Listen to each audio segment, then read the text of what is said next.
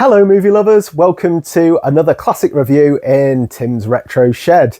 I'm working my way through some of the most seminal directors of the 20th and 21st century and ranking their films by how much I enjoyed watching them. And we're back to Steven Spielberg, probably one of the most recognisable film directors of all time, and his follow-up to one of his most recognisable and beloved films of all time, Jurassic Park. This is going to be a review of Jurassic Park: The Lost World, the sequel to Jurassic Park. Let me tell you a little bit about the film and then I'll tell you my views and review on the film itself.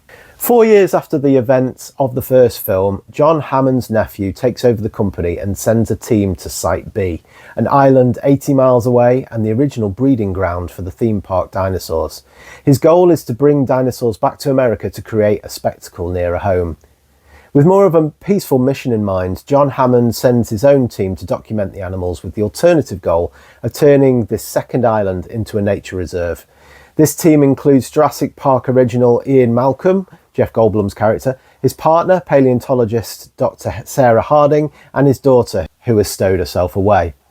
The two teams soon face the reality that the dinosaurs are once again in charge, and they must all try to survive and get off the island. Only this time will they bring something back with them. I was ready for this sequel to be terrible, but with Spielberg behind the lens again, The Lost World is entertaining and fun, if still a little unnecessary. Other pluses is that it seems to return to some of the same characters and actors that we loved in the first film, even if some of them are just short and sweet cameos. Unfortunately, this is where the positives dry out. Spielberg usually retreads his old franchises by giving us something a little bit more different from the first film. He did this really well in the Indiana Jones series, which repeat the character and some of the plot devices, but do it in a new and interesting way or in a very different kind of story. The Lost World seems to fall for that awful trope of many sequels, which is just introducing too many characters and not giving them time to really breathe or give you much to care about. The idea of the T-Rex roaming large in a big city is a really compelling one, but maybe a little bit too close to King Kong, which you can definitely see has a massive influence on Spielberg's creature feature films. Yet it shared very little of the intrigue of that film, and after about half an hour or so I started to really switch off, and even though there were lots of action scenes, it didn't really grab me as much, certainly not as much as the first film.